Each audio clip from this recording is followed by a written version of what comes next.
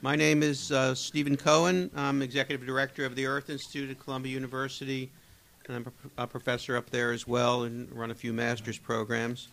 And I'm pleased to introduce tonight's event, which is a panel on the field of sustainable finance, foundation and future growth.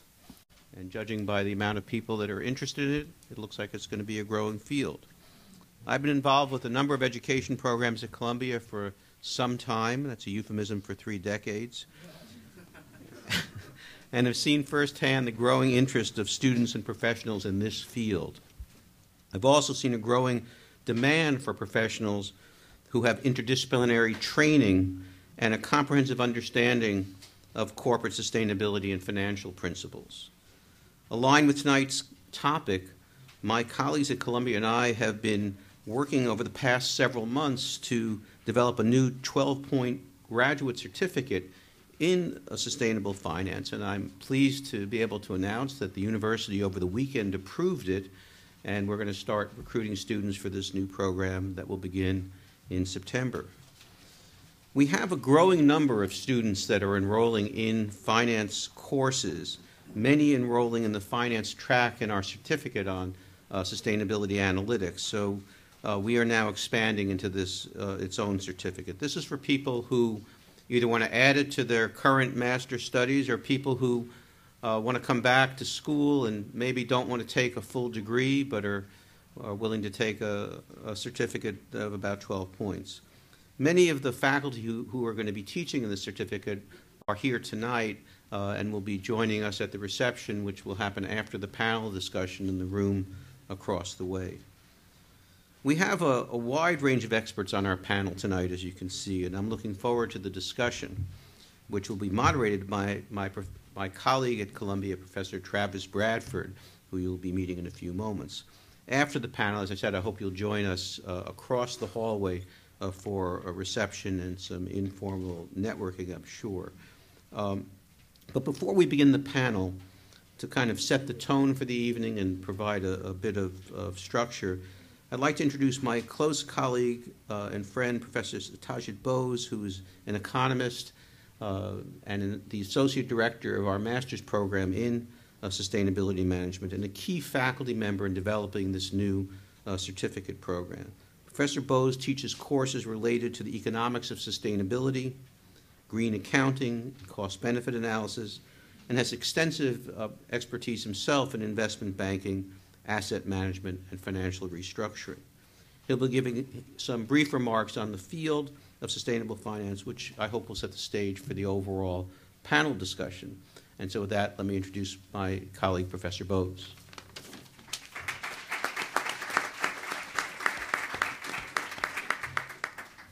Thank you, Steve. Good evening, ladies and gentlemen. I'm Satyajit Bose, and I teach in the Sustainability Management Program. I have the singular honor of introducing this topic, the field of sustainable finance, today. It's a little bit daunting because, at least collectively, when you look at the experts in the room, actually not just up here on the table, but in the room, the years of experience that many people have in this field are longer than the number of years that I've actually lived. And I know that some people in the room were thinking about how to use investment capital to generate and build a sustainable environment and economy at a time when I was barely out of the cradle, and my singular goal in life was to figure out how to get my big toe into my mouth, at which I succeeded. I can't do that anymore, at least not literally. I can do it figuratively. So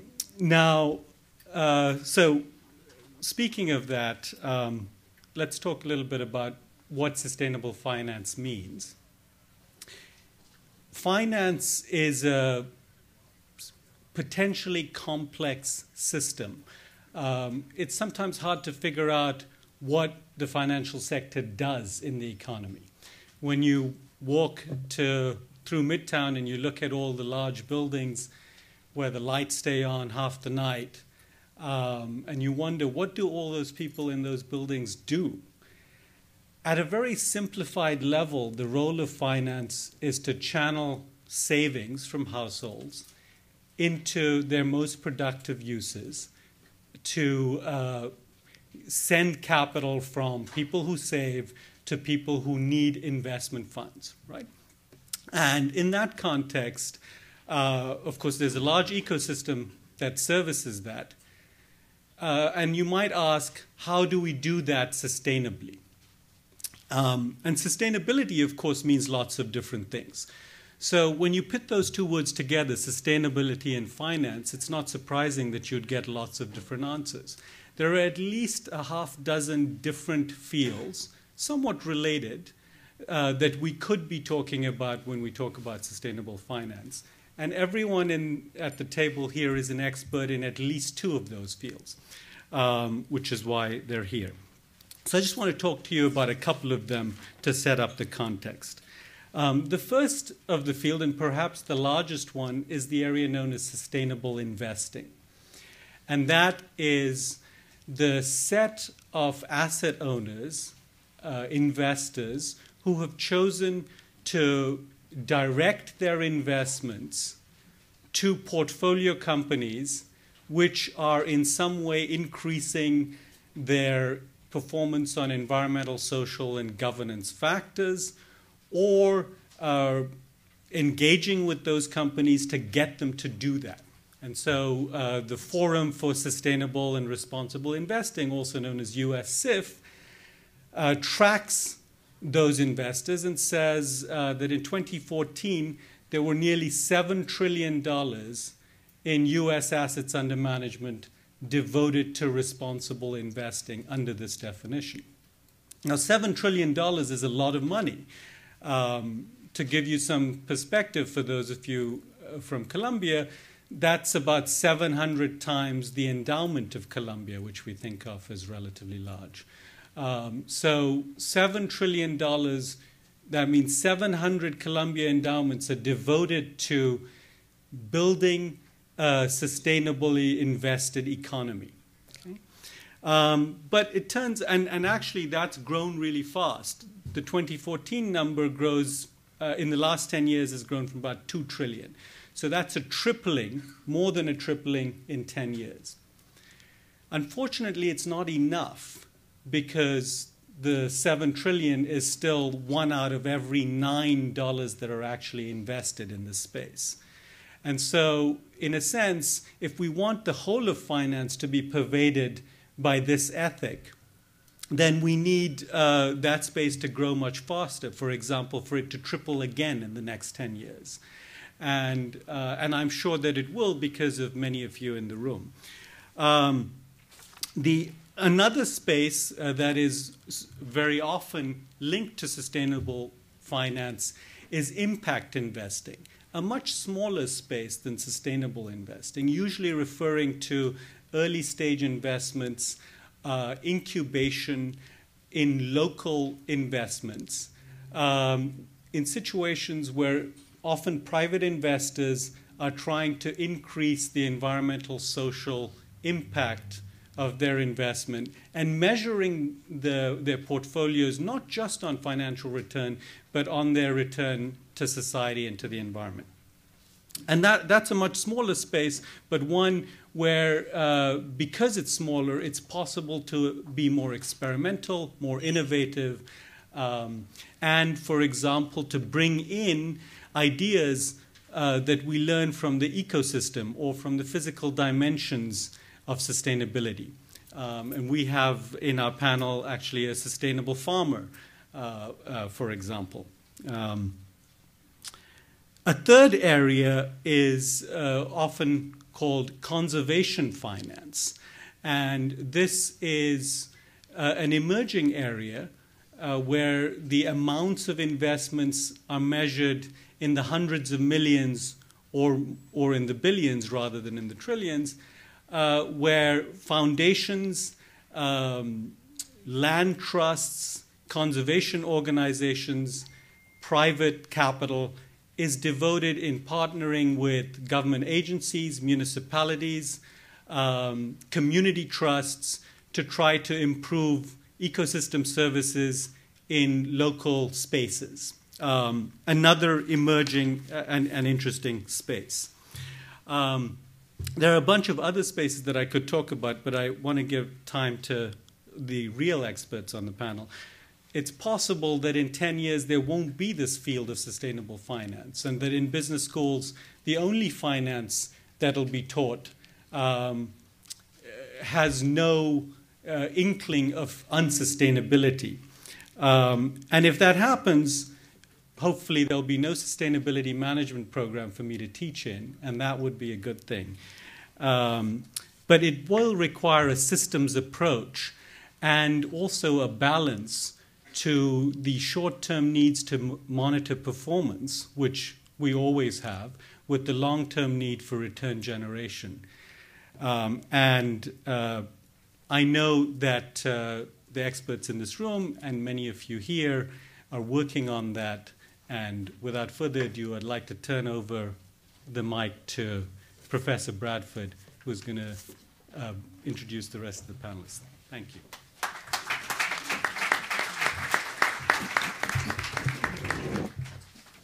Good evening, everyone. It's great to see such a large and diverse audience of friends and partners and new faces. So thank you all for taking the time to come. So I run the Energy and Environment program at SEPA. I teach a course called Energy Markets and Innovation through the Sustainability Management program. I didn't start out as a professor or even in sustainability. I actually started out in the finance field. And did a number of years on the buy side doing corporate acquisitions. And then 10 years ago, I moved over to sustainable development, started a nonprofit to study it and market research. But I've never really personally reconciled these two paths. We certainly talk, as many of my students know, we talk a lot about the financial implications of how the system dynamics work, but really trying to reconcile these two in a way that's not descriptive, but really talking about how the fields of sustainable finance emerges. And so that's why I'm particularly interested tonight to hear everybody's point of view and learn a little bit about the current, where the fields come from, the current state of the art, and how is it continuing to evolve. Excuse me. As a casual observer, someone who hasn't been a participant in the field or led the innovation the way all of our panelists have, but being somewhat near it and casually observing, I guess I've observed over the last 20 or 25 years this evolution. And I remember, when it was first proposed as an idea, I think it started out as many ideas do, just as kind of a framing concept, almost a Zen koan. Can you imagine finance that's sustainable, right? Whoa, mind-blowing. But as people sort of said, well, that sounds great, what does that mean? And they began to delve into it, the most intrepid of them trying to propose definitions of what that would actually look like. And then they said, well, that sounds like a great tactic. Why don't we try to actually craft something that looks like that or behaves like that? And what kind of obstacles and problems does that create?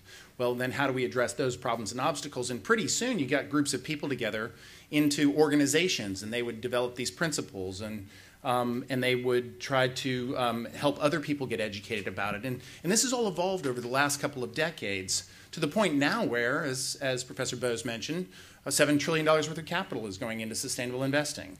That's quite a profound shift over that period of time. It sort of seems like it's an idea that keeps evolving, and it won't sort of pass its sell-by date. It sort of won't go away. It keeps building momentum, and it keeps bringing in smart and innovative people. Unlike twerking, which I think is hopefully very near the end of its sort of cycle, this idea just keeps growing and growing, right? So now we have a certificate program where we actually frame an entire way of thinking around this, and you can come and you can study it with that lens, and that's just, I think, an additional piece of evidence that this is becoming a profound contribution.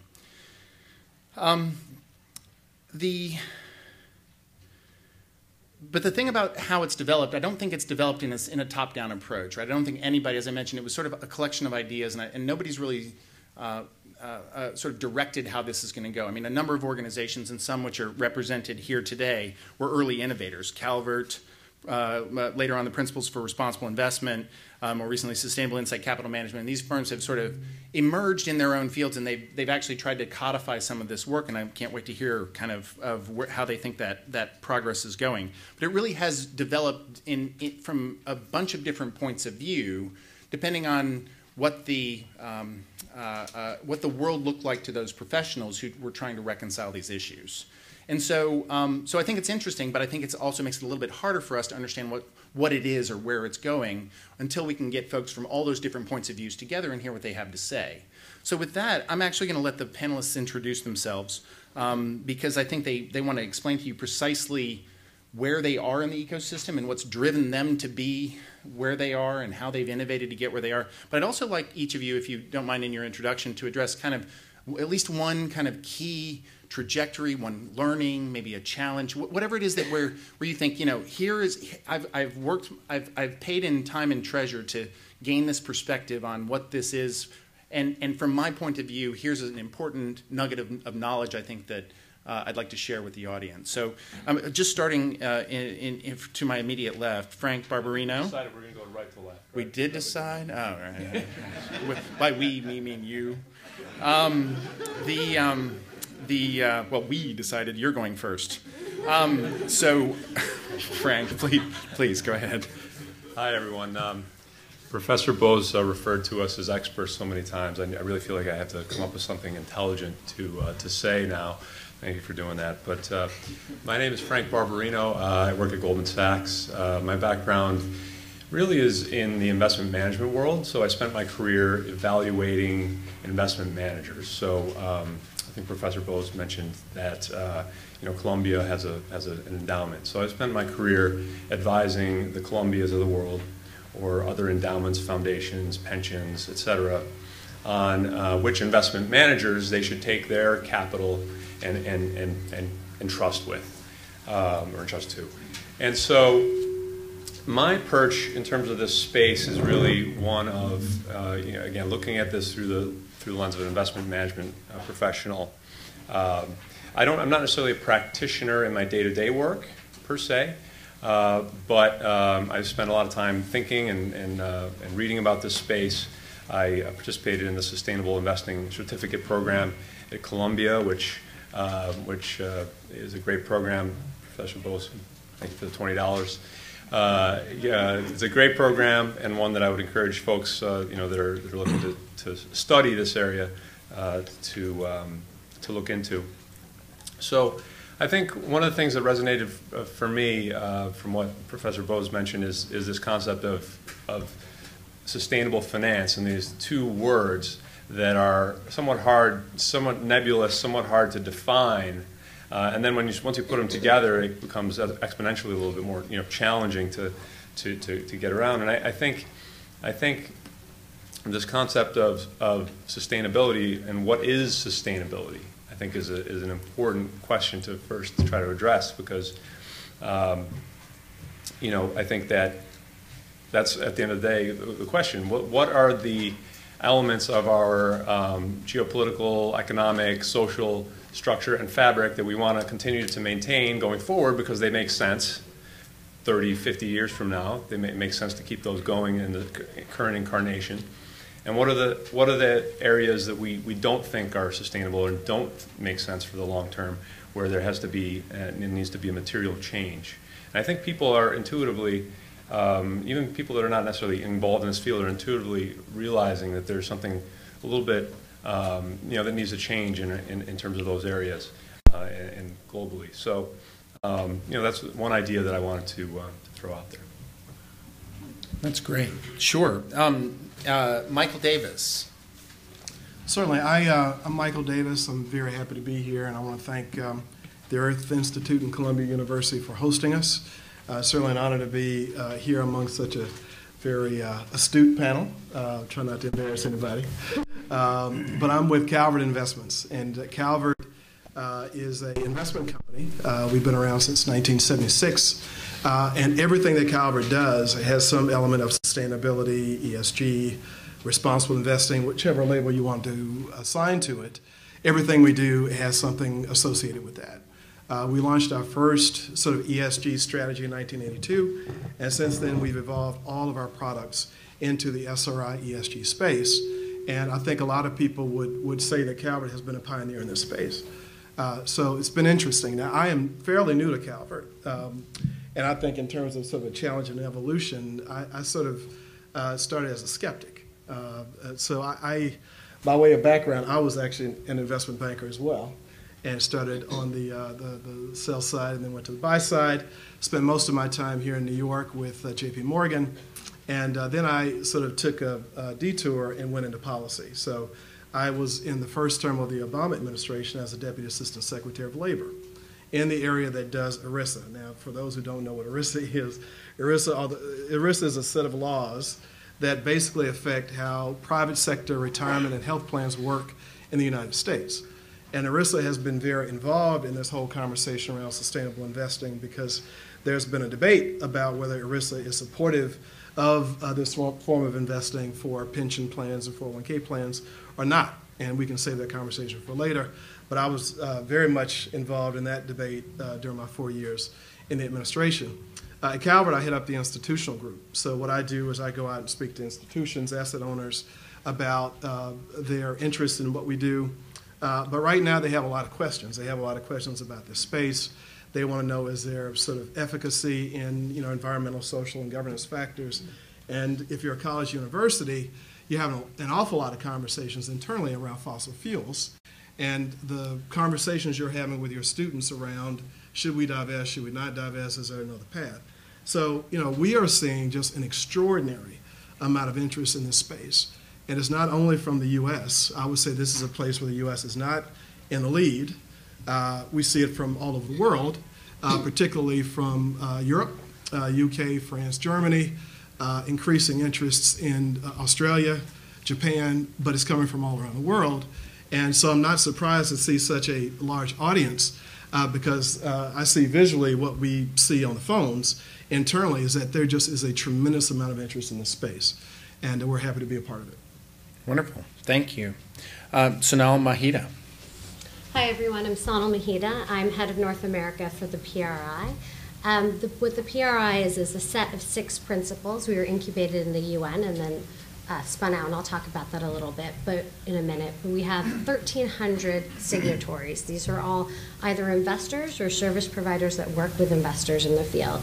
They manage 45 trillion assets under management, and each and every one of these firms has signed up to these 6 principles that guide best practices in this field. These 6 principles, I'm not going to go through them all, but they've been designed to be quite broad and allow for a number of different approaches, whether you're an asset owner, an investment manager, or again on the service provider side. We've grown tremendously since we were kicked off about 8 to 10 years ago, depending on when you kind of look at when it first started. We first started in Europe with a band of pension funds, asset owners as we call them, but essentially felt like their investment managers weren't looking at the long-term horizon. They were investing on a short-term horizon. And when they're investing on the short-term horizon, they were leaving off these key issues that can impact investments over a long term. Environmental issues, social issues, and governmental issues. And these key issues were not only important to them and their beneficiaries, but they felt like would impact the value that they would be able to create through their pension funds for their beneficiaries over the long term.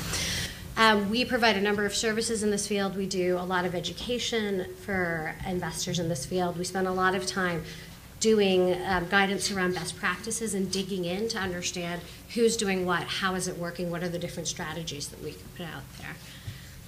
For myself, I've had an interesting journey through this field. I feel like I've been in this field for a number of years, and I've looked at it from a number of different angles, both the investor, the corporate, and the nonprofit. And there's been a few key points for me in terms of kind of my path. One was when I took my first econ class. I was no longer an undergraduate, and it was actually at Columbia. And I remember sitting there and going, why didn't anybody tell me that money is what kind of pushes the the world around. This is what makes things happen. This is the engine. And I remember also thinking, okay, all of my left progressive friends need to take an econ class. Because if we want to change things, we need to understand how things work. I think the second time was I then went to business school to get my MBA. I was focused on social responsibility. I took a finance class because I thought, oh, people will take me seriously if I understand finance. I actually liked it. I remember talking to my other kind of nonprofit CSR friends, and we'd all kind of whisper and be like, yeah, we actually like financial statement analysis, but we can't tell anybody else this. They don't understand what's going on. I then worked while I was in business school at Trillium Asset Management, doing an internship, and this was another key moment for me. I evaluated companies for their buy list, but I really looked at how social environmental performance created a competitive advantage for these companies. Now, I looked at this a lot from the CSR side in business school. I really understood how managing social environmental impacts as a corporation created value for you. But then I was finally getting the investor perspective on it. And I remember having conversations with companies that didn't understand what the great things they were doing for their clients, how it impacted the environment. So in a positive way, we were talking to companies that did energy efficiency motors and saying, do you do a CSR report? And they said, a what? How do we help climate change? What are we doing? And it became clear to me at that moment that there are strategies out there and there's work that's happening out there that people aren't educated about and don't necessarily fully understand. And I think that there's a key point in that. There's a lot of low-hanging fruit. I'm often asked, well, when are we going to put social issues above investment performance? And I keep saying, when we get there, I'll be thrilled, but we're not there yet.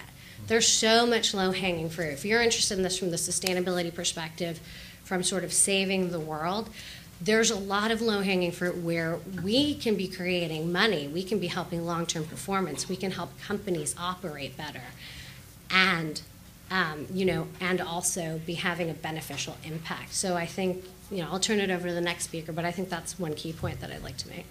Sure. Thank you. Kevin. Yeah, thank you. So I guess I'm the old guy on the panel.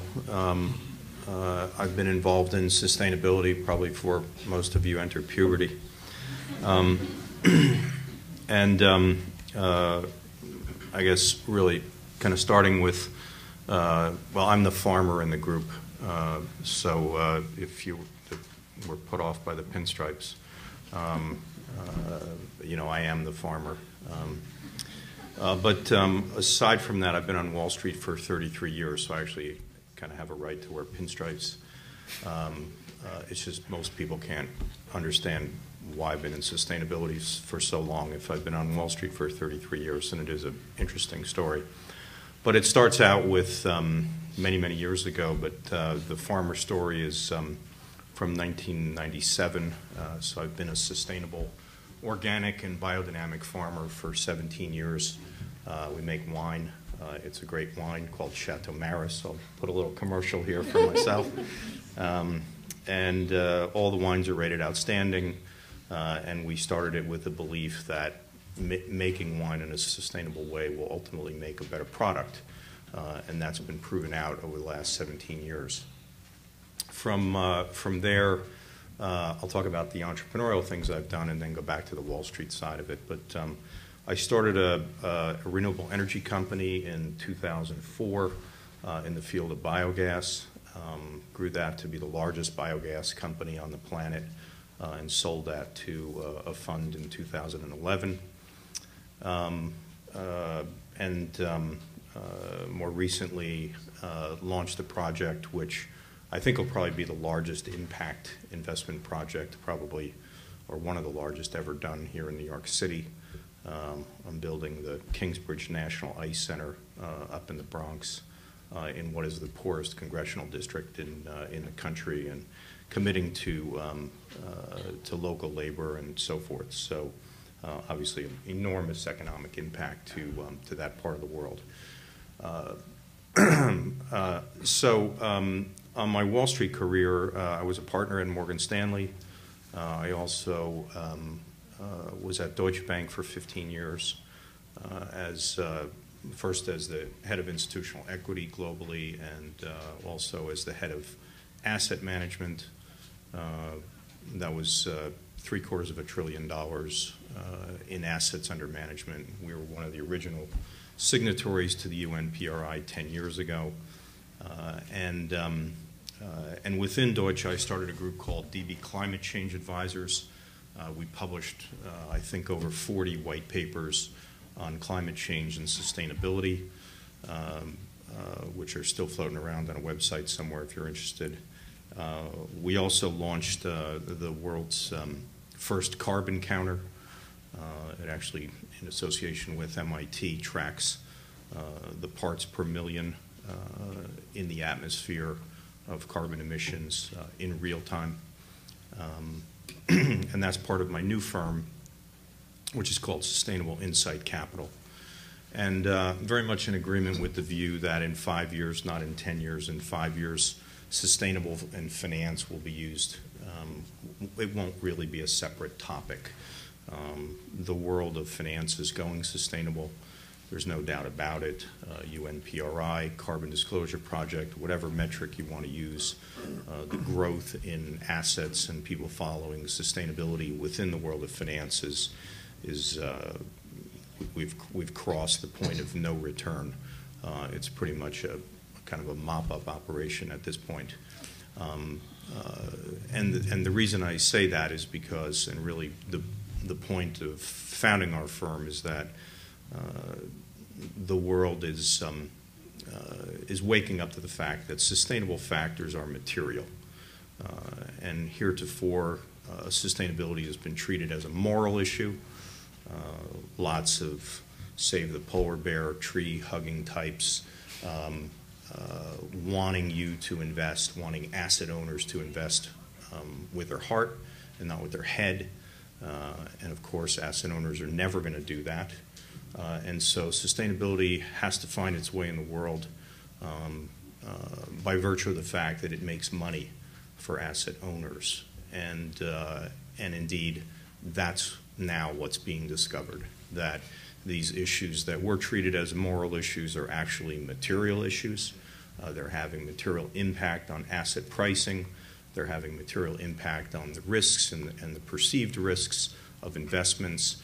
And that's why sustainability is going to make it into the mainstream and, in fact, become the mainstream because of the risk associated with it. And our partners and the folks that we went to sell the idea of our firm was on the notion that the world does have an enormous problem in sustainability and environmental issues, and in fact, along a whole host of lines. But it's generally the reallocation of capital, as the professor was speaking about before, which channels money from savers to investors. It's that flow of funds and it's that repricing of risk in financial markets that ultimately rewards the good actors and punishes the bad actors. And that can take some time to work itself out, but that's exactly what happens. And as sustainability goes and produces returns for asset owners and asset managers, this notion that it's a moral issue is rapidly losing ground. It's becoming material. I'm a board member of the Sustainable Accounting Standards Board. Many of you have probably heard of FASB. You might not have heard of SASB. But SASB is set up with the identical mission of FASB, except to incorporate sustainability factors into corporate reporting. We now cover 73% of the market cap of the United States. The balance of that to 100% will be completed by the first quarter of 2016. And that will usher in, for Wall Street analysts and asset owners and asset managers and anybody that looks at a financial statement, this information around sustainability will be standardized industry by industry, also fostering the idea that sustainability as a standalone issue is probably going to go away in the next 5 to 10 years and become completely mainstream. So, thank you. Thank you. I'm going to come back to a couple of the issues that you mentioned in the Q&A, but Amy, I'd like to hear how the world looks from your point of view. Sure. So a little bit about me. About 25 years ago, I was a preschool teacher, and today I work in a finance firm. Go figure. So if you want to know what happened in between, we'll have a drink later, and I'll go over all of that because it's too much for here. But I work at Voya Financial. We're a diversified financial services company. We've got investment management, insurance, and retirement solutions. And I thought I'd talk a little bit about how we approach this. We sort of have a dual lens. In our investment management unit, we consider ESG, environment, social, and governance factors in the way that we invest our clients' money.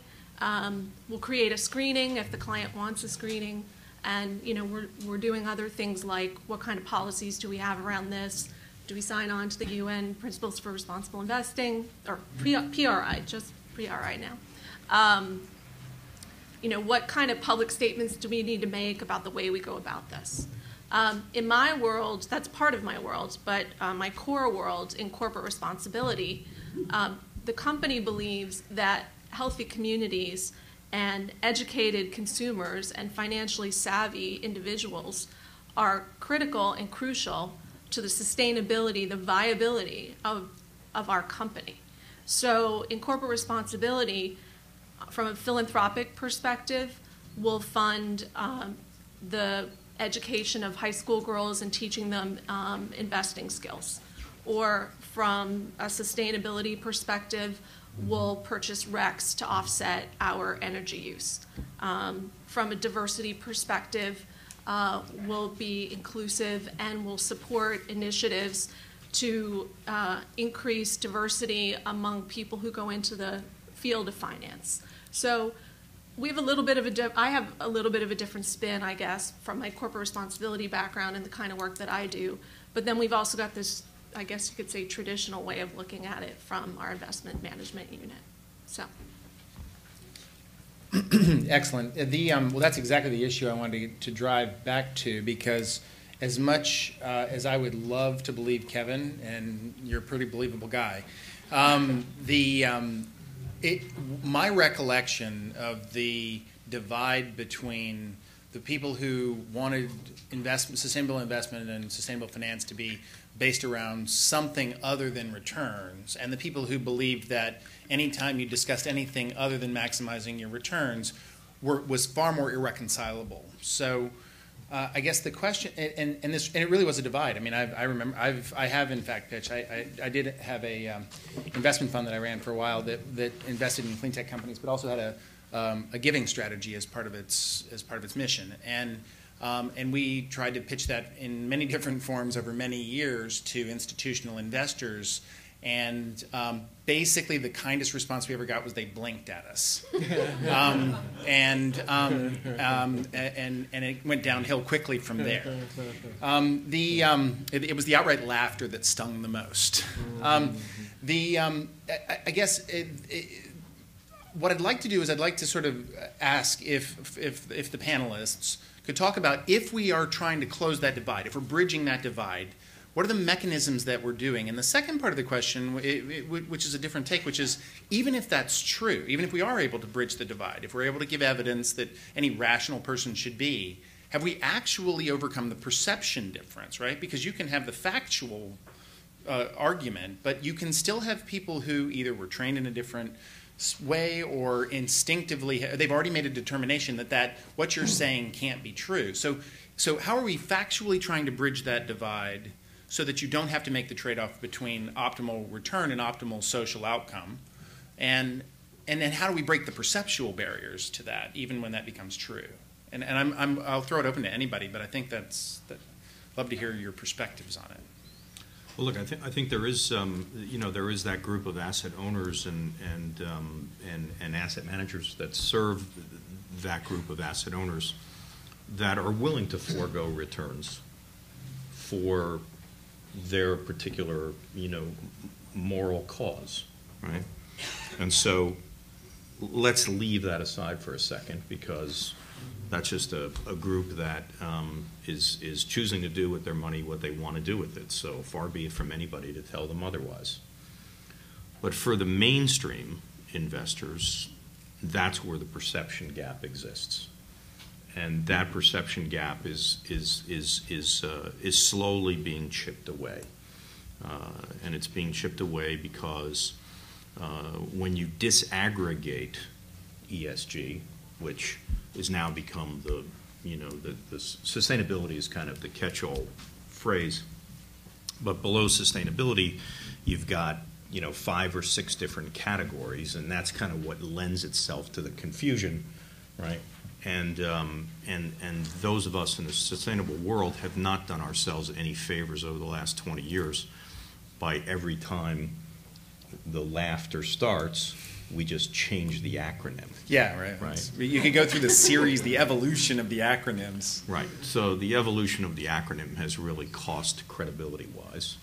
So, we're getting to the point now where we're maturing, and so let's just separate impact investing out of mainstream investing. And so when you talk about mainstream investing, you're really talking about asset owners that, are hardcore financiers, and they need to be convinced that environmental, social, and governance factors, A, are material, and B, are having an impact on asset pricing, right? And so as more and more non-moral arguments are making it into the discussion, and more non-moral driven only exclusively investors are focused on the area, they're doing the analysis. And so, for instance, we put out a paper last year with the Carbon Disclosure Project, which has signatories of 90 some odd trillion dollars, that demonstrated that companies that behave in a certain way, adhere to disclosure, are outperforming their peers, and so along many dimensions. And so as more and more of those studies become clear, and I should say within the governance sphere, that's nothing new, right? Governance, right. Good governance has historically always led to good governance is highly correlated with top performing stocks. That's been true for 15 years, right? On the environmental side, I mean, we've had some disasters in the last few years that have clearly pointed to ignoring environmental risks is probably a bad idea. Where the research gets to be, somewhat questionable is really in the social factors. That in terms of risks is less. There's less of a correlation between asset pricing and social factors than there are in environmental and governance. But from time to time, they do show up. Just a couple of things. So I would agree completely with that, and I think social is the area where you have the least amount of thorough research. E and G are more widely accepted.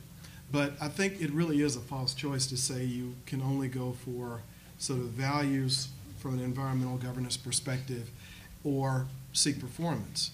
You can do both. And we do believe, and we've sort of built our business on it, that you can achieve both objectives. And as a market evolves, you will see greater valuation for these factors. As you see more people that are trained in this field, that you see more people who understand how these factors have a material impact. And the other thing that we see is we see just radical demographic shifts in the economy, with millennials taking a much greater sort of influence in the economy, women. And when you poll those groups, women and millennials, they're 2 to 3 times more likely to say that these factors are material. And as these individuals get more influence in the economy, you will see those factors naturally get more value. The other thing I'd say is that we talk about asset owners like one sort of conglomeration of equally thinking people, and they're not. It is really an aggregation of very disparate subgroups. So you have public funds, who are states, local governments. You have corporates, and corporates have defined benefit plans, they have defined contribution plans. You have endowment foundations, you have religious institutions. And I started my comments by saying I was a skeptic. We spent a lot of time looking at the institutional market strategically, and what we find is that these subgroups are moving in different directions. So if you look at the corporate world, particularly with respect to defined benefit plans, they have had broader structural issues that they're dealing with. Funding issues. They want to get fully funded so they can sort of pay against all the obligations that they promised. Those issues are more fundamental than just sort of ESG. If you look on the defined contribution side, however, it's a very different story, because in that case you have a group of employees saying, this is important to me, I want to see this type of fund in the lineup. So there you're seeing sort of more pressure to look at ESG as a factor that they really want to have in that company, and particularly companies that are more progressive. So if you look at the more industrial companies, utility companies, you don't see it as much, but if you look in tech, sort of the up-and-coming companies, you see a lot more demand for it. Other thing is that endowment foundations, religious institutions, healthcare institutions, you see a lot more demand for it for very different reasons. I'd say also public funds for different reasons. But they're moving in this direction, and I just can't say enough about how much demand we see in the marketplace for it. I think in some cases they are certainly visiting with their international colleagues who are further advanced in this space, and certainly folks from Europe. And when you see that European influence, you see a much greater take-up rate. But we think that the flow is inevitable. And 5-10 years, maybe sooner, maybe later. I hope so. But it's absolutely inevitable, and there are a lot of reasons, good reasons for it. Yeah, totally agree with both of you. I mean, I really see this as a cultural and organizational issue at a number of organizations and investors that I speak to. What I hear a lot is when the portfolio managers are on the older side, they've been doing this for decades, they don't want to change how they've been approaching it. They don't want to look at different sell-side research than what they've been looking at. They've been doing what they've been doing, and it's been going well for them. I'll then go and talk to an investment manager. I'll talk to somebody who's just joined them to 22, 23. I don't even have to say what I do or make my pitch twice. They get it. It makes sense to them. They've grown up in a different world, and they have a real understanding of how environmental and social issues are material. And I think part of this is it's about innovation. It's about changing how you're doing things. I also think that we're living in a different world than we lived in 15 years ago. And I agree, right now, it's harder to measure the S impact, but I will say, having worked at a corporation, the social risk side of things has gone up tremendously now. Now, if you have a human rights violation and there's one phone in that factory, that thing is going viral and the whole world is going to know. That wasn't true 15, 20 years ago. So there's much more risk now when it comes to labor issues, when it comes to supply chain and human rights issues. I don't think we've gotten to the place where we can price in that kind of risk, but that risk has tremendously increased because, again, the world around us has changed, and how we look at these issues has changed, but also our access to technology and media and how quickly we can spread word about it has also changed. So I want to pick up on another issue, Sonal, that you mentioned. Amy, I know we've talked about this as well in separate conversations. So we've talked about the trade-off between doing well and doing good.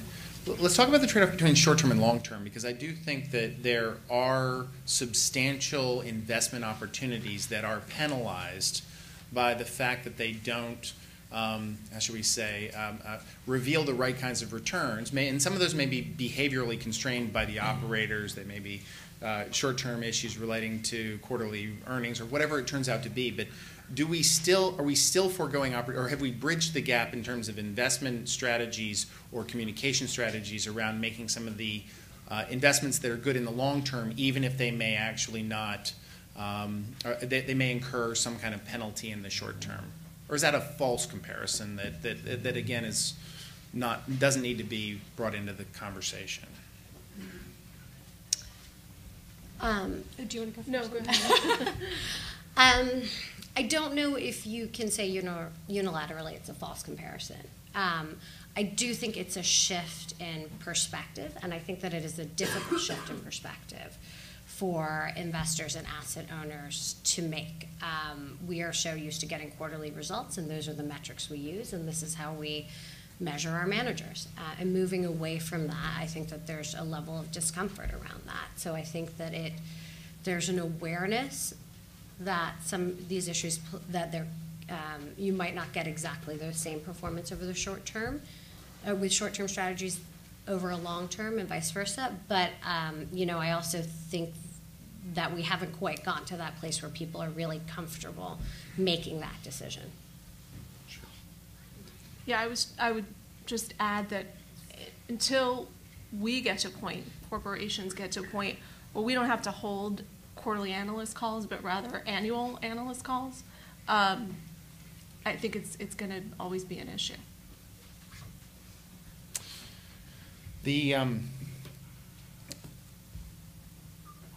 So outside of your own efforts in your respective organizations, are there other folks who we haven't sort of brought in who you think are leading the charge in terms of helping to define or promote, or there's a lot of folks we want to study the best practices in the field, and so are there any other tools or organizations or leaders that you think we should be focusing on as our studies of those best practices? Me? Well, I was just thinking about CalPERS. I was the certificate course we keep talking about. A woman from CalPERS was involved in it, and she was telling us about the development of. They have 10 investment beliefs, and I'll just give you one of them. I brought the report because I think, and if you're interested, towards sustainable investment in operations, making progress. It's their 2014 report. It's very interesting in terms of ESG, how they approach it, the committees they've set up. But their fourth belief is long-term value creation requires effective management of 3 forms of capital: financial, physical, and human. So there's the ESG for you. And that's the way they go about managing all their investments. So they've also got, what's this committee called? They've got a cross-asset class team on sustainable investing. And so they work together across the entire organization to share best practices and talk about ways they're each doing it in different areas. So I think for asset owners, they're really ahead of the game. Well, I mentioned the Sustainable Accounting Standards Board, and I think that effort is being really mirrored around the world by a whole variety of organizations, and notably exchanges as well. So that Singapore announced 2 weeks ago that if you want to be listed on the Singapore Stock Exchange, you've got to comply with their sustainability standards. So this is a glowing global trend. I completely concur with the turnover in the younger generation. I mean, we can beat our heads against the wall as older folks trying to convince other older folks that this is important, but we're going to soon be pushed out of the way, and the younger people are just going to kind of take over. And so that's just going to happen. And I would mention one other organization which we share as an investor in this company. Investor is the same in my company. Is Participant Media. I don't know if you know Participant Media, but they make movies along environmental, social, and governance lines. That's all they do, representing the views of the founder, who feels that the best way to solve the world's problems is to enlist an army of millions of people on your side, as opposed to throwing a lot of money at a problem, convince a lot of people that it's a problem. And Participant Media, if you want to check it out on the web, I mean, they've done some pretty notable movies that maybe you'll be aware of, like Inconvenient Truth or Waiting for Superman or Lincoln and others. So they are driving the ESG agenda in the media world. I'm sorry, go ahead. No, go ahead. After you. Well, we've mentioned SASB, CDP, and SIF. I think that there's 3 others that are quite notable and are worth mentioning. Ceres out of Boston does fantastic work both with corporates and investors. ICCR right here in New York works with the faith-based organizations and also non-faith-based organizations, and they do fantastic work around shareholder engagement. They've been doing it for decades. And then also CII, the Council for Institutional Investors, does a lot of fantastic work around governance and regulatory issues.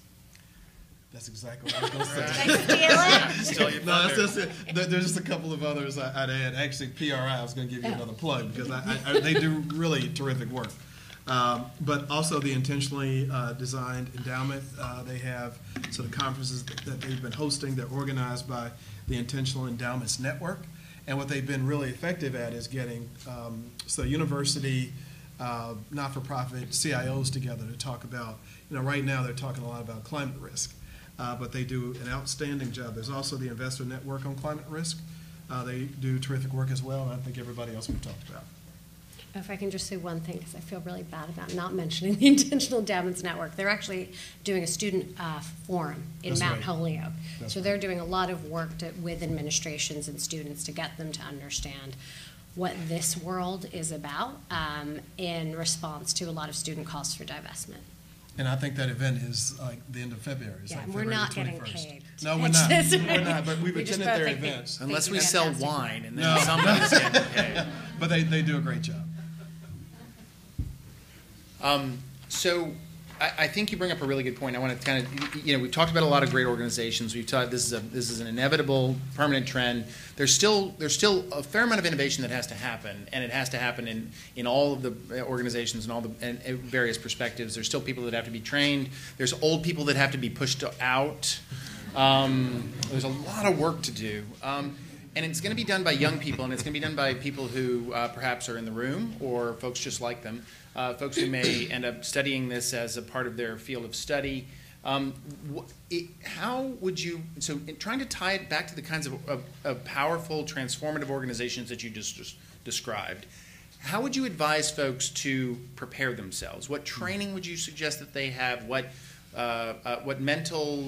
approach should they take? What mental characteristics should they try to cultivate? How would you recommend folks prepare themselves to be successful in getting into and assisting in the further transformation that these organizations are promoting? Well, I guess I'll start. So I just can't say enough about the crowd here. I mean, you guys, just to see how full this room is so indicative of the level of interest in this space. We posted, I joined Calvert only about a year ago, and the institutional effort is new, and we built this whole new strategy. For the first time I guess it was last summer, we posted a summer internship at Calvert, and we didn't advertise it. We just posted it in the web, whatever. Didn't make any phone calls. And I think HR thought we'd get maybe a dozen calls. We got over 70. And I would tell you that the people that we would talk to on the phone were intense. They had done their homework. They knew who we were. They had researched me, which is unfortunate. Very short bio. But what I just saw in that moment was just, and I remember when I recruited at J.P. Morgan, and we would go out, well, certainly we get a lot of interest, people wanted to be on the street, but the level of intensity that, I mean, you guys are chuckling because maybe you know what I'm talking about. It was extraordinary, right? So I think there's this is the time, and I got to give you guys, the millennials in the room, a lot of credit, because I see even in terms of the way you sort of make your points. So, you're advocating now around sort of divestment from fossil fuels. And I remember when I was in college, the conversation was divestment from South Africa. And at that point, we were talking about chaining yourselves into the president's office, getting arrested, the whole thing. And you guys, I mean, I went to one of the websites, 350.org, and just the level of research that has been done by the student organizations to make your point but make it thoughtfully is extraordinary. So I think a lot of what you're doing is already right. The people that I tend to see and the people I see at the firm tend to have sort of a mix. They have a mix of sort of math, science, and some of the policy. So you might have somebody that has sort of a economics and sort of a environmental studies. And they've done different things. Like maybe they had an internship in a financial shop, but they also worked at Greenpeace. So the associate I have, that's exactly what she did. She had financial experience. She went to USC. She worked at Greenpeace for a short time. And so what I see, the people that, and not that we're indicative of everybody who's going to be successful, but sort of an eclectic set of experiences that you can bring to this conversation and add value. But I think it's important to understand the math and the economics and have an appreciation for how markets work Markets, I think the point that was made here, markets are not the enemy. They really are the path to the future. And if you understand how those markets work, you really can make a change and make it in a more substantive way. So that's what we see. And I think, definitely get the math, get the economics, but do something else, environmental studies or something else that has appeal to you. But that eclectic mix is what we see that we think tends to do very well. All right. Any other thoughts, Amy? Yeah. I think you should study to be a preschool teacher. Clearly that works. It does. Yeah. There are many different areas of this field. So think about, what do you want to do in this area? Do you want to work for a media company and write about this and help drive the message that way? Do you want to work for an organization like PRI that helps organize corporations around this and gives us guidance? Do you want to be in academia and teach? Do you want to work for a data provider company and analyze companies and rank them? Do you want to work for a company like mine who thinks about how to incorporate these factors? My favorite, do you want to be in corporate responsibility and look at it from a different angle, and then figure out what skills are necessary for those different areas? And there's some core skills, I think, across the board, but then there's some specifics to each of those areas. Yeah, I think 10 years ago, if you could spell sustainability, the reaction was You're one in. Well, it was one of two. You're either out, like literally out the door, or you're in. But the days of greenwashing are over. People really do know this stuff, and so I'd say that this is an additive skill on top of what you're going to bring to the party anyway in terms of finance skills and what you'll learn at great schools like Columbia.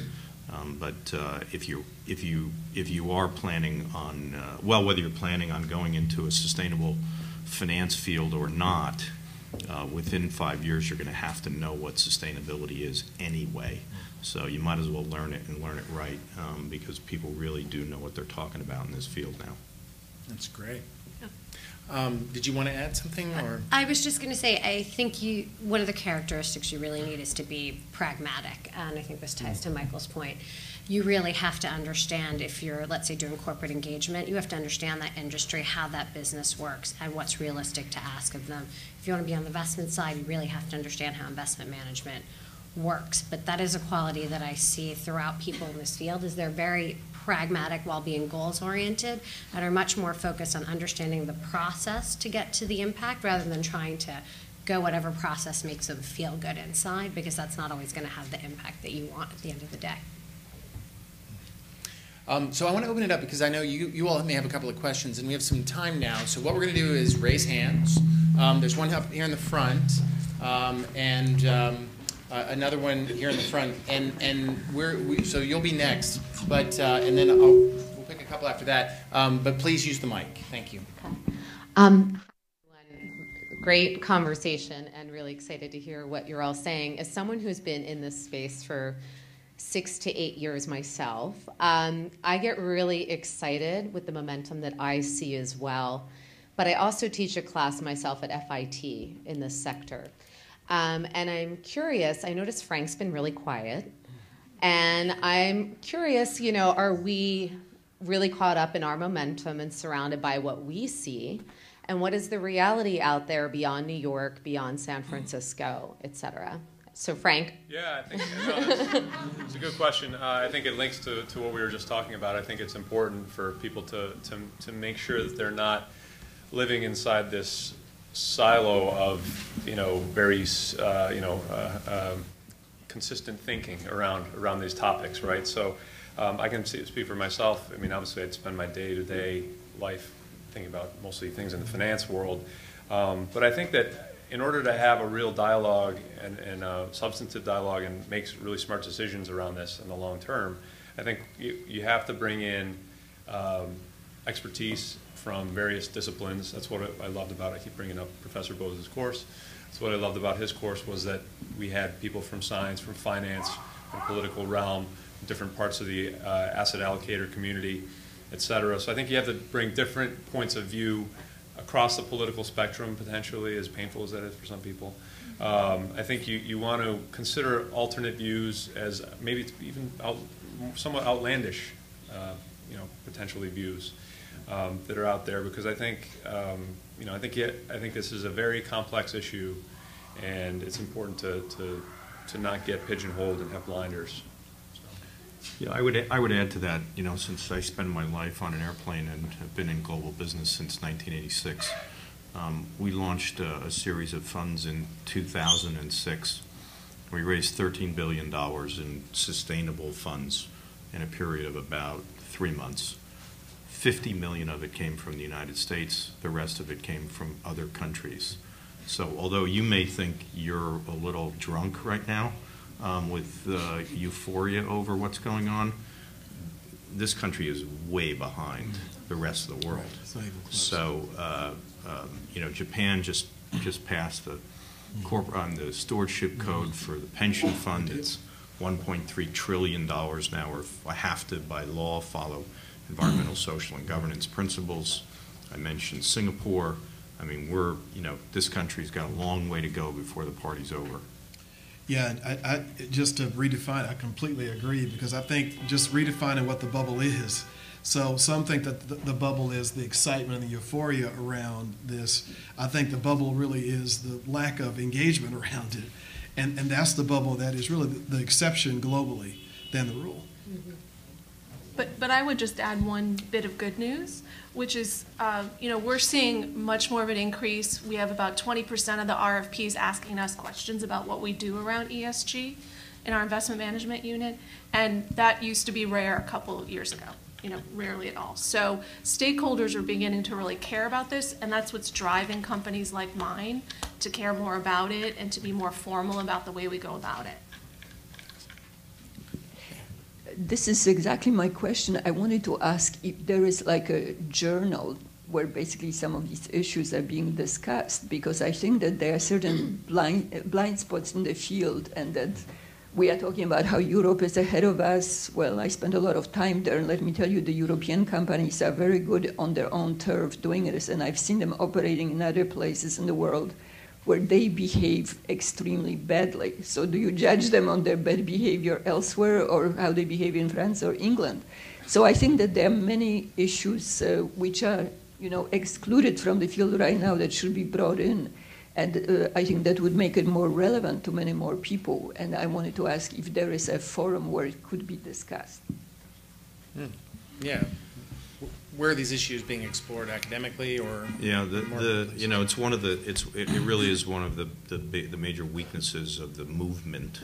We'll call it a movement, is the fragmentation of data and information, broadly speaking, in the world of sustainability. All the organizations that were mentioned before, I have spoken at nearly every one of those conferences. I know all of those folks. They rarely speak to each other because of the competition for dollars and for funding and to stay ahead and so forth. There's a lot of jockeying for position, who's doing what and so forth. So, normal competitive stuff, but it does cause this enormous fragmentation of information. And so, if you find a go-to place, let me know, because I've been looking for it for a long time myself. This gentleman in the glasses. Thank you. I'm wondering if you could comment on financial instruments. So we have a number of different things that are used to promote sustainability. And since energy is really kind of at the core of a lot of sustainability issues, we have cap and trade, which is kind of a mechanism for lowering the cost of abatement. There's a number of things, RECs, and of course tax policy. There's green bonds. Any thoughts on where all that is going? Thank you. All of the above. Yeah, I mean, it's a dog's breakfast, really, and that is another hindrance to broad acceptance of sustainability across all kinds of sectors in the economy, is that there is no standardization. If you think back to 1995, many of you probably can't imagine this, but there was no internet that was broadly accessible. If you were a professor, you probably had access to it, but as a person walking down the street, there was no internet, you know, the standards that were created as a result of the internet and the organizations that cropped up around it to support the broad acceptance of it. The internet today would not be what it is if there weren't an enormous number of standards put in place, everything from operating systems to languages to protocols to this to that. That has created a super highway for which everyone else has jumped on, and the speed at which it's rapidly progressing even today, it's just getting faster in terms of acceptance, speeds, data, and so on and so forth. We don't have that same set of standards in the sustainable world. And I submit that until, you know, some organization, maybe if one of you will create it, you know, starts to tackle this issue, it's very difficult to get to, and it leads to this fragmentation of data, of information, of people working together, of a super highway of trying to solve a lot of these problems that inevitably, you know, many of the people in this room are going to face kind of head on when you grow up. Just a quick thing. Just I think with respect to cap and trade, just having been involved in politics, I think the political path in the U.S. for that in the near term is fraught with a lot of challenge, and I think it's going to be a while before that gets done in the U.S.